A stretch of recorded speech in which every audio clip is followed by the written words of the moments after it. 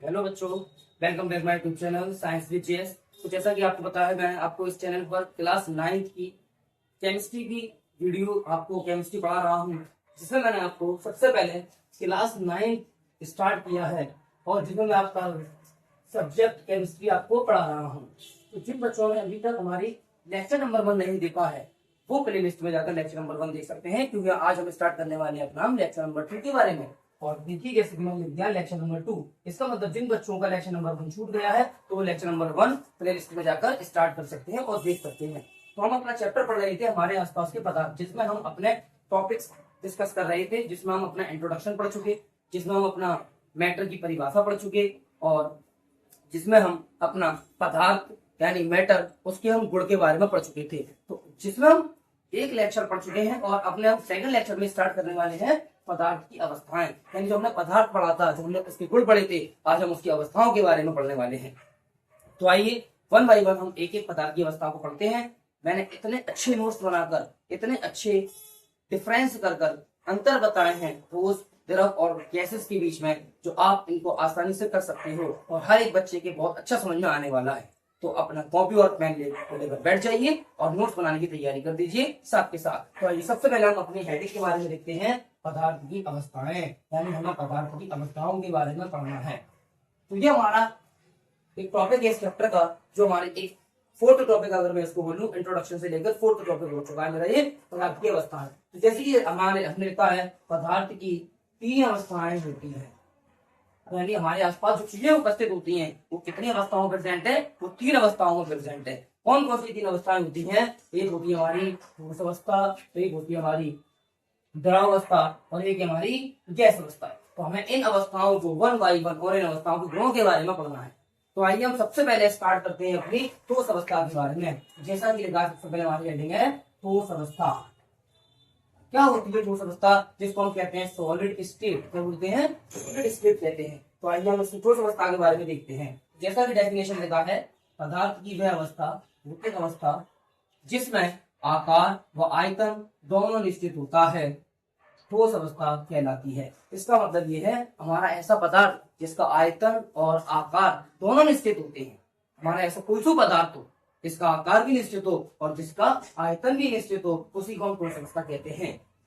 जैसे कि हमारे आसपास कोई भी ठोस चीज प्रेजेंट है, कोई भी ठोस चीज प्रेजेंट है, चाहे वो लोहा हो, चाहे वो कॉपर हो, चाहे कोई सी धातु प्रेजेंट हो, ठोस होना चाहिए बस, तो वो होती है ठोस अवस्था। फिर बता दूं मैं आपको, वो होती है ठोस अवस्था जिसके अंदर आयतन व आकार दोनों निश्चित होता है, उसे हम ठोस अवस्था कहते हैं।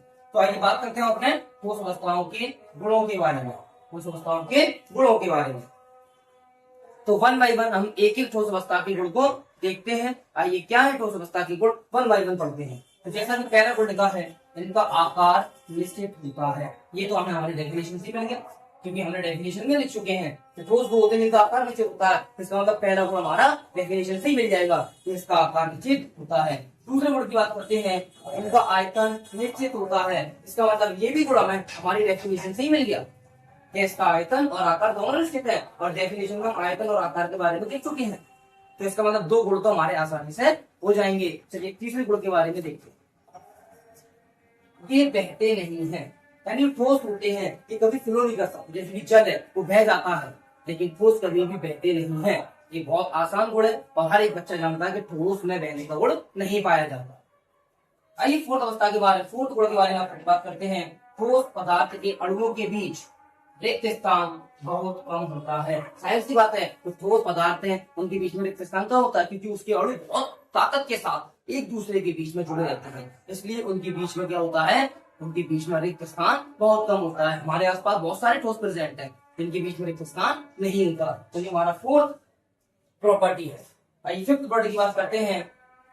ठोस पदार्थ के अणुओं के बीच अंतरा अणु बल सबसे अधिक होता है, यानी जो ठोस पदार्थ होते हैं तो इनमें के बीच में रिक्त स्थान क्यों नहीं होता, क्योंकि इनके बल, इनके बीच में जो कण होते हैं, उन कणों के बीच में लगने वाला फोर्स, उन कणों के बीच में लगने वाला बल बहुत ज्यादा होता है। इसलिए इनके बीच में लगने वाला अंतरा अणु बल, यानी अणुओं के बीच में लगने वाला बल बहुत अधिक होता है। तो ये हमारी ठोस अवस्था के बारे में, यानी हम अपनी पदार्थ की पहली अवस्था को पढ़ चुके हैं। तो सभी बच्चे इसको नोट डाउन कर सकते हैं।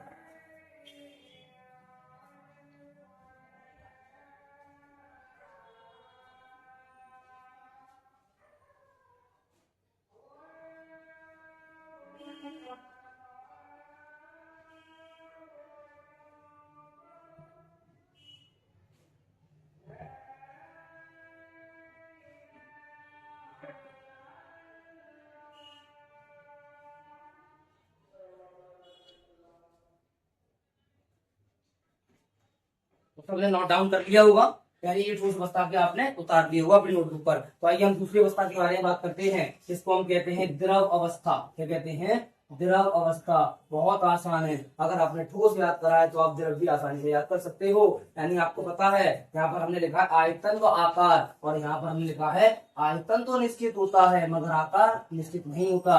यानी पदार्थ की वह अवस्था जिसमें आयतन तो निश्चित होता है, साफ साफ दिखाई दे रहा है, मगर मगर आकार निश्चित नहीं होता, द्रव कहलाते हैं। हम सब जानते हैं कि अगर हम द्रव को किसी भी बर्तन में रखते हैं तो वो द्रव उसी का आकार ले लेता है। तभी तो हमने यहाँ पर लिखा है कि आकार निश्चित नहीं होता, क्योंकि अगर हम पानी को बोतल के अंदर रखते हैं तो पानी बोतल जैसी हो जाता है। अगर हम पानी को टब में रखते हैं या इसके अलावा मग में रखते हैं या गिलास में रखते हैं तो पानी उसी चीज का आकार ले लेता है हम जिसमें उसको रखते हैं।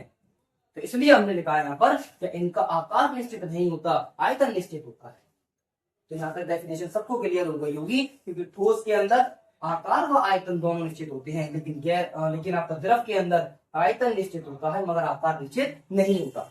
आइए हम इनकी गुणों की बात करते हैं। जो हमारे द्रव होते हैं उनके गुण क्या होते हैं। तो जैसा कि लिखा है, इनका आकार निश्चित नहीं होता। इसका मतलब ये है हम इनको जिसमें बर्तन में रखते हैं जो उसी का आकार ले लेते हैं, लेकिन यहाँ पर आकार निश्चित होता है। तो पहला डिफरेंस हमारा ये हुआ। दूसरे डिफरेंस की हम बात करते हैं, द्रव का आयतन निश्चित होता है, इनका आयतन निश्चित होता है मगर आकार निश्चित नहीं होता। यानी यहाँ पर हमारा आकार आयतन दोनों निश्चित थे, लेकिन यहाँ पर आकार निश्चित नहीं है लेकिन आयतन निश्चित है। उसके बाद मैंने कहा था ये बहते नहीं है, लेकिन सब जानते हैं जो हमारे द्रव होते हैं वो बह जाते हैं। जो पानी होता है, जो दूध होता है, जो शहद होता है, ये बह जाते हैं, इनके पास बहने का गुण पाया जाता है। तो ये हमारा तीसरा गुण है। आइए फोर्थ गुण की बात करते हैं, चौथे नंबर की बात करते हैं। द्रव पदार्थ के अणुओं के बीच रिक्त स्थान उसके अपेक्षा कम होता है। यानी द्रव के अणु होते हैं वो थोड़े से दूर दूर होते हैं, सबको पता है। हम ठोसों के अणुओं के बीच में कोई चीज को फंसा नहीं सकते, लेकिन हम द्रव के अणुओं के बीच में किसी भी चीज को फंसा लेते हैं। जैसे कि मैंने आपको बताया है कि अगर हम द्रव के अंदर पानी के अंदर चीनी मिला लेते हैं तो चीनी के पार्टिकल्स द्रव के पार्टिकल्स के बीच में फंस जाते हैं। तो इसका मतलब क्या हुआ, द्रव के पार्टिकल थोड़े दूर दूर है भाई, तभी तो वो द्रव है। अगर उसके पार्टिकल्स बहुत पास पास होते तो वो ठोस बन जाता। तो जो द्रव के पार्टिकल्स होते हैं वो क्या होते हैं, बहुत बहुत दूर होते हैं, यानी ठोस से थोड़े ज्यादा दूर होते हैं। हम पांचवें अगर गुण की बात करें, द्रव पदार्थ के अणुओं के बीच अंतरा अणुपल ठोस की अपेक्षा कम होता है। मोस्ट इम्पोर्टेंट बात, कम होता है। यानी जो द्रव होते हैं ठोसों की अपेक्षा उनके बीच में लगने वाला अंतरा अणु बल कम होता है, भाई तभी तो ये द्रव है। अगर इनके बीच में लगने वाला बल ठोस के बराबर हो जाता तो ये ठोस नहीं बन जाती। तो याद रखना, जो द्रव होते हैं उनके बीच अणुओं के बीच लगने वाला अंतराणु बल कम होता है, उनके बीच रिक्त स्थान ठोसों की अपेक्षा ज्यादा होता है, इनका आकार निश्चित नहीं होता, इनका आकार निश्चित नहीं होता, इनका आयतन निश्चित होता है, और जो द्रव होते हैं वो उनके बीच में बहने का गुण पाया जाता है। तो ये थे हमारी ठोस अवस्था और द्रव अवस्था। आइए हम अपनी तीसरी अवस्था के बारे में बात करते हैं, जिसको हम कहते हैं गैस स्टेट, यानी गैस अवस्था के बारे में। यानी गैस अवस्था के बारे में बहुत ही आसान है, जिसने इसको जान लिया, जिसने ठोस अवस्था को जान लिया, वो द्रव अवस्था कर सकता है, वो गैस अवस्था कर सकता है। तो जैसा कि यहाँ पर लिखा है, क्या लिखा था, आयतन व आकार, क्या लिखा था, आयतन निश्चित तो आकार निश्चित नहीं, लेकिन यहाँ पर कोई भी चीज निश्चित नहीं होती, चाहे वो आयतन हो चाहे वो आकार हो। जैसा कि परिभाषा कहती है, पदार्थ की वह अवस्था जिसमें आकार व आयतन दोनों निश्चित नहीं होते हैं गैस अवस्था कहलाती है। इसका मतलब ये हुआ, यहाँ पर आयतन व आकार दोनों निश्चित है, यहाँ पर आकार निश्चित नहीं है, और यहाँ पर तो दोनों चीजें ही निश्चित नहीं है, चाहे वो आयतन हो चाहे वो आकार हो। तो बहुत आसान सी परिभाषाएं हैं जी। आइए इनके हम गुणों के बारे में भी बात कर लेते हैं, यानी गैस पदार्थों के गुणों के बारे में भी देख लेते हैं। पहला, जैसा कि हम डेफिनेशन से 2 गुण बना सकते हैं, और हमें डेफिनेशन याद है, अगर हमें परिभाषा याद है तो हम इसकी परिभाषा से ही 2 गुण लिख सकते हैं। कैसे लिख सकते हैं, आइए देखते हैं। क्योंकि इनका आकार व आयतन दोनों निश्चित नहीं है, तो पहला गुण हमारा कहता है इनका आकार निश्चित नहीं होता। ये हमारा पहला गुण हुआ गैस का। दूसरा गुण कहता है उनका आयतन निश्चित नहीं होता। तो 2 गुणों को तो हमने इसकी परिभाषा से ही लिख दिया। अगर हमने परिभाषा याद कर ली तो हम आसानी से इसके 2 गुणों को लिख सकते हैं। अगर हमने ठोस की परिभाषा याद करी तो आसानी से हम इसके 2 गुणों को लिख सकते हैं। अगर हमने द्रव अवस्था याद कर ली तो आसानी से हम इसके 2 गुणों को लिख सकते हैं। तो आइए तीसरे गुण की बात करते हैं। यहाँ पर लिखा है कि बहते हैं, कि ये सभी डायरेक्शन में बहते हैं, द्रव हर जगह बह जाते हैं, नहीं, द्रव एक डायरेक्शन में जाते हैं। या तो ये आगे की तरफ बढ़ेंगे या फिर पीछे की तरफ बढ़ेंगे या दाएं या बाएं, द्रव के लिए डायरेक्शन फिक्स है, लेकिन जो गैसेज होती हैं ये प्रत्येक दिशा में बहती हैं। गैस प्रत्येक दिशा में बहती हैं, गैसें तो चारों तरफ फ्लो करती हैं, इनकी कोई डायरेक्शन नहीं होती। तो ये हमारा इसका तीसरा गुण है। अगर चौथे गुण की बात करें, गैस के अणुओं के बीच रिक्त स्थान सबसे अधिक होता है। भाई सबसे अधिक होता है तभी तो बहुत दूर दूर होती है, इसका मतलब इनके बीच रिक्त स्थान सबसे ज्यादा है, तो इसका मतलब इनके अणुओं के बीच लगने वाला बल भी क्या होगा, सबसे ज्यादा, सबसे कम होगा। भाई तभी तो इतनी दूर दूर इसके अणु मौजूद है। अगर बल सबसे ज्यादा होता तो इसके बल सबसे पास पास होते, इसके अणु सबसे पास पास होते। इसका मतलब ये हुआ जो गैस के अणुओं के बीच रिक्त स्थान है, तो खाली जगह मौजूद है, ये बहुत ज्यादा है, ये सबसे ज्यादा है, चाहे वो आपका सॉलिड हो चाहे वो आपका लिक्विड हो, इन दोनों से ज्यादा है। तो तीसरी बात करें, अगर हम पांचवें गुण की बात करें, गैस के अणुओं के बीच अंतरा अणुक बल सबसे कम होता है। यानी अंतराणु बल, लगने वाला बल इन पार्टिकल्स के बीच देखिए सबसे कम होता है। कैसे कम होता है, अगर हम सिलेंडर में से गैस को लीक कर देते हैं तो ये बहुत तेजी से फ्लो कर जाती है। क्यों फ्लो कर जाती है, क्योंकि इनके पास काइनेटिक एनर्जी, गतिज ऊर्जा सबसे ज्यादा होती है और अंतराणु बल सबसे कम होता है, पार्टिकल्स के बीच स्थान सबसे ज्यादा होता है। तो सबसे अच्छी बात यह है, मैंने आपको बहुत अच्छे हैंड रिटन नोट्स दिए हैं और आपको मैंने पदार्थ की तीनों अवस्थाओं के बारे में अच्छे से समझा दिया है। और ये हमारा लेक्चर नंबर 2 है। जिस बच्चे ने लेक्चर नंबर 1 नहीं देखा है, मैं फिर कह रहा हूँ, वो लेक्चर नंबर 1 प्लेलिस्ट में जाकर बोल सकता है, वहां से वो जरूर उस लेक्चर को देख ले।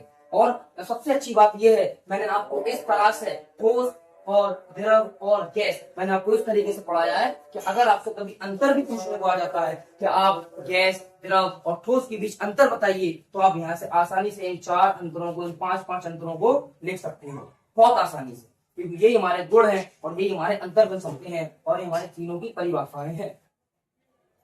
तो आई होप, मैं आशा करता हूँ कि हर एक बच्चे को ये वीडियो बहुत पसंद आई होगी, क्योंकि मैंने एक ही वीडियो के अंदर, सिर्फ एक ही वीडियो के अंदर मैंने तीनों के बारे में पढ़ा दिया और तीनों के गुणों के बारे में पढ़ा दिया। तो सारे बच्चे इसको नोट कर सकते हैं और अपने नोट्स तैयार कर सकते हैं। बहुत अच्छे हैंड रिटन नोट्स हैं, बहुत अच्छे पॉइंट्स और बहुत सिंप्लीफाइड मैंने इसको आपको समझाने की कोशिश की है।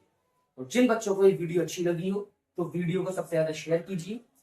तो जब आप शेयर कर दोगे इस वीडियो को तो ये वीडियो आगे पहुंचेगी और बच्चों के लिए ये फायदेमंद हो सकती है। तो वीडियो को लाइक कीजिए, वीडियो को शेयर कीजिए, चैनल को सब्सक्राइब कीजिए और जो भी आपका डाउट आता है तो आप कमेंट में जरूर बताइए, आपकी कमेंट का जवाब जरूर दिया जाएगा। Thank you very much.